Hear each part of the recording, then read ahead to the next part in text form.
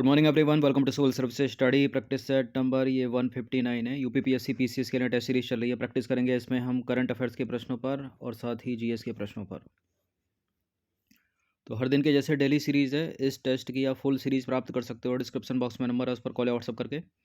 बाकी इसकी test series की प्लेलिस्ट बना रखी है, वहाँ पर आप टेस्ट नंबर 1 से लेकर 159 या आगे जो भी नया टेस्ट आएगा वहाँ तक पहुँच सकते हैं।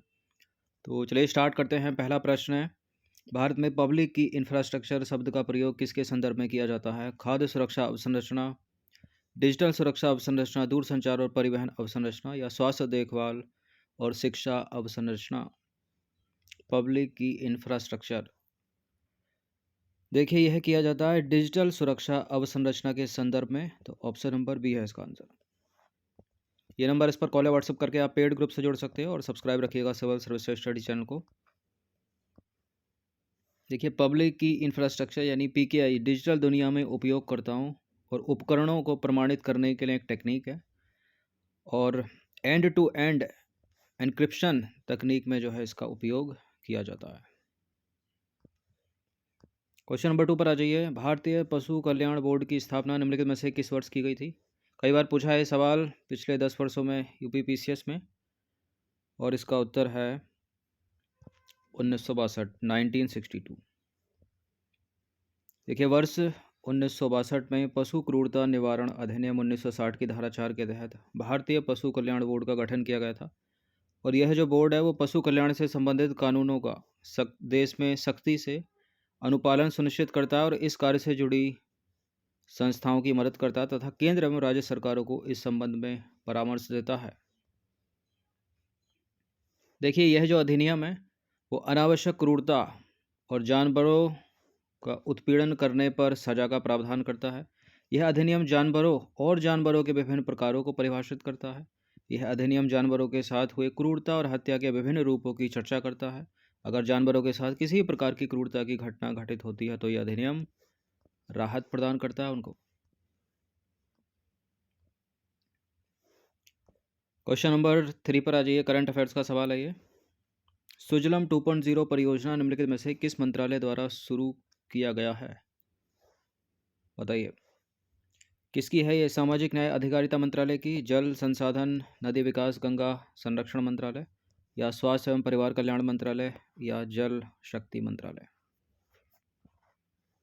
सुजलाम 2.0 परियोजना है जल शक्ति मंत्रालय की। ठीक है, 2021 में इसको शुरू किया गया।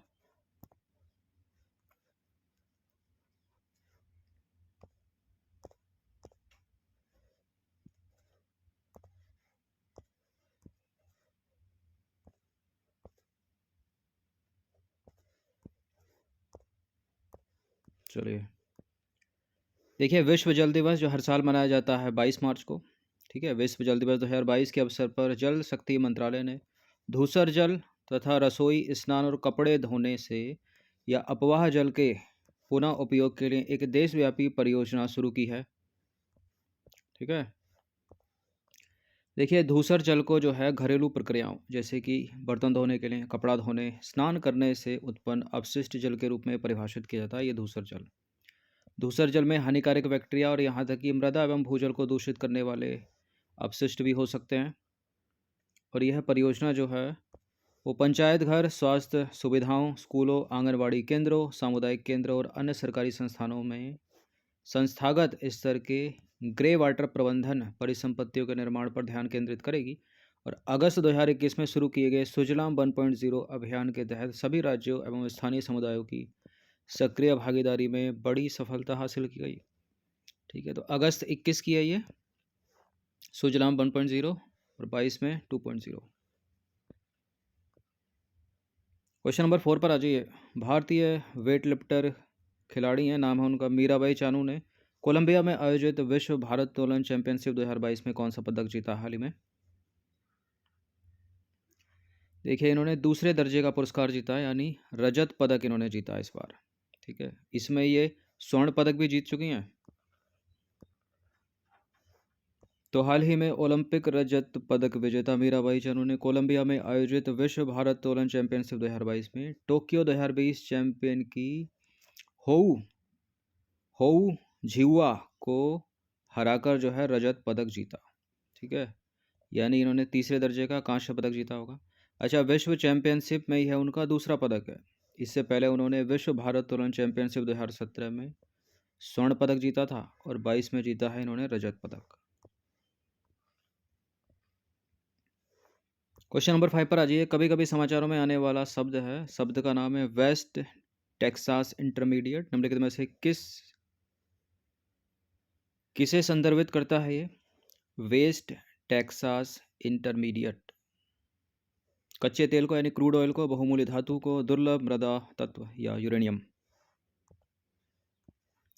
देखिए, संदर्भित करता है क्रूड ऑयल को, कच्चे तेल से संबंधित है ये। तो कच्चे तेल और वेस्ट टेक्सास इंटरमीडिएट के बीच मुख्य अंतर यह है कि कच्चा तेल यानी ब्रेंट क्रूड, ठीक है, या क्रूड ऑयल उत्तरी सागर के तेल क्षेत्र से निकलता है, जबकि वेस्ट टेक्सास इंटरमीडिएट अमेरिकी तेल क्षेत्र से प्राप्त होता है, मुख्यतः टेक्सास में। बस इतना ही से अंतर है ये। क्वेश्चन नंबर 6 पर आ जाइए। Momentum for change climate neutral now किसके द्वारा शुरू की गई पहल है? Momentum for change climate neutral now. जलवायु परिवर्तन पर अंतर सरकारी पैनल, UNFCCC सचिवालय, UNEP सचिवालय या विश्व मौसम विज्ञान संगठन? देखिए, यह है UNFCCC सचिवालय की। ऑप्शन नंबर बी है इसका आंसर। तो momentum for change climate neutral now UNFCCC सचिवालय द्वारा वर्ष 2015 में शुरू की गई एक पहल है, और यह पहल मोमेंटम फॉर चेंज के तहत एक स्तंभ है जिसका उद्देश्य जलवायु तटस्थता हासिल करना है। देखिए, जलवायु तटस्थता 3 चरणीय प्रक्रिया है जिसके लिए व्यक्तियों, कंपनी और सरकारों को कार्बन पदचिह्न को मापना, जितना संभव हो सके उत्सर्जन कम करना तथा उस उत्सर्जन को ऑफसेट करना जो संयुक्त राष्ट्र द्वारा प्रमाणित उत्सर्जन कटौती के अनुरूप न हो। क्वेश्चन नंबर 7 पर आ जाइए। कार्बन क्रेडिट की अवधारणा निम्नलिखित में से किससे उत्पन्न हुई है? कार्बन क्रेडिट की अवधारणा उत्पन्न हुई है इनमें से किससे? क्योटो प्रोटोकॉल, ठीक है, ऑप्शन नंबर बी। तो वर्ष 1997 में क्योटो प्रोटोकॉल ने कार्बन क्रेडिट की अवधारणा प्रस्तुत की। कार्बन क्रेडिट उस अनुमति को संदर्भित करता है जो किसी व्यवसाय को कार्बन डाइऑक्साइड और अन्य ग्रीन हाउस गैसों की मात्रा का उत्सर्जन करने के लिए मिलती है, ठीक है। एक carbon credit 1 ton carbon dioxide के बराबर द्रव्यमान के उत्सर्जन की अनुमति देता है। कार्बन क्रेडिट का उद्देश्य औद्योगिक गतिविधियों के कारण ग्लोबल वार्मिंग के अधीन पर्यावरण की सहायता हेतु कार्बन डाइऑक्साइड उत्सर्जन को कम करना है। क्वेश्चन नंबर 8 पर आज इंडियन पॉलिटी का ये सवाल है, और सवाल है कि भारतीय संविधान की किस अनुसूची में कई राज्यों में अनुसूचित क्षेत्रों के प्रशासन और नियंत्रण के लिए विशेष प्रावधान है? तीसरी, 7वीं, 9वीं या 5वीं? देखिए, भारतीय संविधान में 12 अनुसूचियां हैं और 12 के 12 इंपॉर्टेंट है, बहुत प्रश्न इनसे बनते हैं साल दर साल छोड़ के। तो कौन सी अनुसूची है जिसमें कई राज्यों में अनुसूचित क्षेत्रों के प्रशासन और नियंत्रण के लिए विशेष प्रावधान है? वो है 5वीं अनुसूची, ऑप्शन नंबर बी।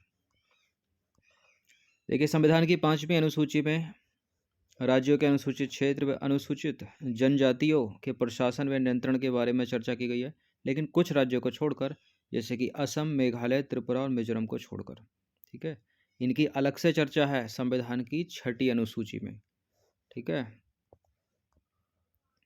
बाकी संविधान के अंतर्गत 5वीं अनुसूची के क्षेत्र ऐसे क्षेत्र हैं जिन्हें राष्ट्रपति आदेश द्वारा अनुसूचित क्षेत्र घोषित करे, और वर्तमान में 10 ऐसे राज्य हैं जो 5वीं अनुसूची के तहत मान्यता प्राप्त हैं। आंध्र प्रदेश, छत्तीसगढ़, गुजरात, हिमाचल प्रदेश, झारखंड, मध्य प्रदेश, महाराष्ट्र, उड़ीसा, राजस्थान और तेलंगाना। उत्तर प्रदेश इसमें शामिल नहीं, याद रखिएगा, ना 5वीं में ना 6ठी में। 6ठी में तो नॉर्थ ईस्ट वाले ही हैं। देखिए, 5वीं अनुसूची के प्रावधानों को पंचायतों के प्रावधान अधिनियम 1996 के रूप में विधिक व प्रशासनिक सुदृढ़ीकरण प्रदान किया गया ताकि लोकतंत्र और आगे बढ़े, ठीक है। तो 5वीं अनुसूची में ना तो उत्तराखंड है और ना ही उसका पड़ोसी उत्तर प्रदेश, दोनों में से कोई नहीं है। क्वेश्चन नंबर 9 पर आ जाइए। एक मस्जिद है शाह हमदान मस्जिद, कहाँ स्थित है ये? श्रीनगर, हरिद्वार, दिल्ली, जौनपुर। शाह हमदान ये श्रीनगर में स्थित है, जम्मू कश्मीर में। ऑप्शन नंबर ए है इसका आंसर। देखिए, झेलम नदी के तट पर जम्मू कश्मीर के श्रीनगर में शाह हमदान मस्जिद या खानका मोल्ला को कश्मीर की सभी मस्जिदों के मुकुट का नगीना माना जाता है और वर्ष 1395 में निर्मित यह कश्मीरी लकड़ी की स्थापत्य कला के सर्वोत्तम उदाहरणों में से एक है। ठीक है। क्वेश्चन नंबर 10 पर आ जाइए। मॉडर्न हिस्ट्री का प्रश्न है, एशियाटिक सोसाइटी ऑफ बंगाल की स्थापना किसने की थी? मोस्ट इंपॉर्टेंट सवाल है और रिपीटेड भी है, बहुत बार पूछा है कई एग्जाम में। William Jones, option number A. देखिए, एशियाटिक सोसाइटी ऑफ बंगाल की स्थापना वर्ष 1784 में सर विलियम जोन्स ने की थी और सोसाइटी का नाम पिछली 2 शताब्दियों के दौरान कई बदलावों से गुजरा, जैसे कि 1832 से 1935 तक इसका नाम रहा एशियाटिक सोसाइटी ऑफ बंगाल। 1936 से 1951 तक इसका नाम रहा the Royal Asiatic Society of Bengal और जुलाई 1952 से इसे एशियाटिक सोसाइटी के नाम से जाना जाने लगा और वर्ष 1984 से एशियाटिक सोसाइटी को भारत के संसद के एक अधिनियम द्वारा राष्ट्रीय महत्व के संस्थान के रूप में दर्जा प्राप्त है। ये मैचिंग करने वाला प्रश्न है। सूची 1 को सूची 2 के साथ सुमेलित कीजिए तथा नीचे दिए गए कूट का प्रयोग करके सही उत्तर का चुनाव कीजिए। सूची 1 में वर्ष, सूची 2 में है घटनाएं। घटना है कि बम्बई में पहली कताई मिल की स्थापना कब हुई? मद्रास हार्बर की स्थापना कब हुई? बम्बई से ठाणे तक पहली रेलवे लाइन कब चलाई गई? कॉर्नवालिस कोड की स्थापना कब हुई? क्वेश्चन है 1857, 1881, 1853, 1793। तो ये तो समय इसका कॉर्नवालिस का सही है। 1793 में कॉर्नवालिस कोड की स्थापना। बम्बई से ठाणे के बीच पहली रेलवे लाइन डलहौजी का काम है ये 1853, ये भी सही है। मद्रास हार्बर की स्थापना 1881 में और बम्बई में पहली कताई मिल की स्थापना 1857। तो सारे के सारे मैच हैं ये। तो 1 2 3 वाला जो ऑप्शन होगा इसमें वही करेक्ट होगा इसका। 1 2 3 4 ए। तो 1857 में बम्बई में जो है पहली कताई मिल की स्थापना, 1881 में मद्रास हार्बर की स्थापना, 1853 में बम्बई से ठाणे के बीच पहली रेलवे लाइन, 1793 में कॉर्नवालिस कोड की स्थापना। क्वेश्चन नंबर 12 पर आ जाइए। हरिजन शब्द किसने गढ़ा था, पूछ रहा है। यहाँ हरिजन पत्रिका की बात नहीं हो रही है। हरिजन शब्द को किसने गढ़ा था? महात्मा गांधी, नरसिंह मेहता, जगजीवन राम या जयप्रकाश नारायण? हरिजन शब्द को गढ़ा था किसने? नरसिंह मेहता ने। ऑप्शन नंबर बी है इसका आंसर। देखिए, हरिजन या भगवान के बच्चे शब्द भक्ति परंपरा के गुजराती कवि संत नरसिंह मेहता द्वारा गढ़ा गया था, जिन्होंने जाति वर्ग या लिंग के बावजूद कृष्ण के सभी भक्तों को संदर्भित किया था। और महात्मा गांधी जी जो नरसिंह मेहता के प्रशंसक थे, उन्होंने पहली बार वर्ष 1933 में दलित वर्गों की पहचान के संदर्भ में इस शब्द का प्रयोग किया था। ठीक है, गढ़ा था नरसिंह मेहता ने। ये ज्योग्राफी का सवाल है, एनवायरमेंट इकोलॉजी का समझ लो। निम्नलिखित में से कौन सा वो लक्षण है इनमें से जो मरुस्थलीय जलवायु में पौधों के जीवित रहने के लिए अनुकूल नहीं है? जो मरुस्थलीय पौधे होते हैं, क्या क्या विशेषताएं हैं उनकी? धसे हुए रंध, मोटी उपत्वचा, पत्तियों का कांटों में रूपांतरण होना, छोटी जड़ें। कौन सा नहीं है इसमें? देखिए, धसे हुए रंध उसमें होते हैं, ठीक है। मोटी उपत्वचा उसमें होती है, तेलीय त्वचा होती है, पत्तियों का कांटों में रूपांतरण होता है, जड़ें छोटी नहीं होती, पानी की खोज में लंबी हो जाती हैं। तो लंबी जड़ें उनका लक्षण है, छोटी जड़ें नहीं। देखिए, अनेक मरुस्थलीय पौधों की पत्तियों की सतह पर जो है मोटी उपत्वचा यानी क्यूटिकल होती है और उनके धसे हुए रंध्र यानी स्टोमेटा गहरे गर्त में व्यवस्थित होते हैं ताकि वाष्पोत्सर्जन यानी वेपोराइजेशन की दर से जो है जल की न्यूनतम हानि हो सके। और उनके प्रकाश संश्लेषी मार्ग भी विशेष प्रकार के होते हैं, जिसके कारण वे अपने रंध्र दिन के समय जो है वो बंद रखते हैं। कुछ पादप का उदाहरण ले लें, जैसे कि नागफनी या कैक्टस आदि में जो है पत्तियां नहीं होती, बल्कि वे कांटों के रूप में रूपांतरित होती हैं और प्रकाश संश्लेषण का प्रकार जो है चपटे तनों द्वारा होता है उसमें। मरुस्थल के पौधों की जड़ें लंबी होती हैं, छोटी नहीं होती, और वे पानी की खोज में जो है अपना विस्तार कर लेती हैं नीचे। तो डी गलत है और वही आंसर अपना। क्वेश्चन नंबर 14 पर आ जाए। निम्नलिखित में से कौन सा कृषि का सर्वाधिक पर्यावरण हितैषी तरीका है या तकनीक है, बताइए। आनुवांशिकता निर्मित फसल आधारित कृषि, रसायन आधारित कृषि करेंगे, जैविक कृषि करेंगे या फसल चक्रण अपनाएंगे। सर्वाधिक हितैषी ढूंढना है। सर्वाधिक पर्यावरण हितैषी तकनीक कौन सी है इसमें? ये ऑर्गेनिक फार्मिंग ही हो सकती है, यानी जैविक कृषि। ऑप्शन नंबर सी है इसका आंसर।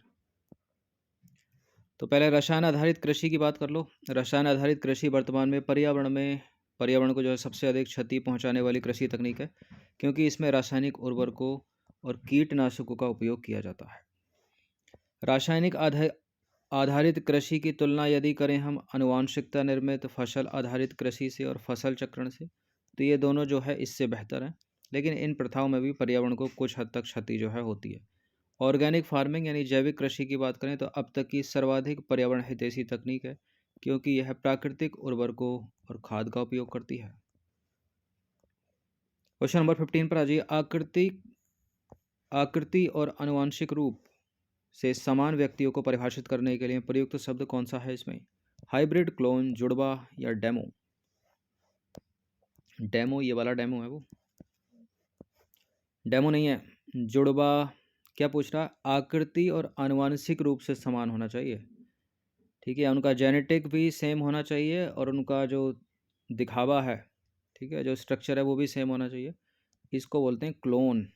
ऑप्शन नंबर बी है इसका आंसर। तो क्लोन शब्द का प्रयोग रूपात्मक या आकृति और आनुवांशिक रूप से समान व्यक्तियों का वर्णन करने के लिए किया जाता है। जुड़वा की बात करें तो रूपात्मक रूप से तो समान दिखते हैं वो, लेकिन उनका जो जीन होता है वो बहुत भिन्न होता है। हाइब्रिड की बात करें तो हाइब्रिड जो है दो अलग अलग व्यक्तियों से आनुवांशिक सामग्री का मिश्रण होता है हाइब्रिड। तो 15 प्रश्न ऐड किए गए थे, इनकी प्रैक्टिस कर लीजिएगा। इन सभी का पीडीएफ भी प्राप्त कर सकते हो। एक पीडीएफ में 100 प्रश्न है, वो मिलेगा आपको पेड टेलीग्राम ग्रुप में ही। ये नंबर इस पर कॉल या व्हाट्सअप करके आप ज्वाइन कर सकते हैं। हर दिन प्रैक्टिस करते रहिएगा। धन्यवाद।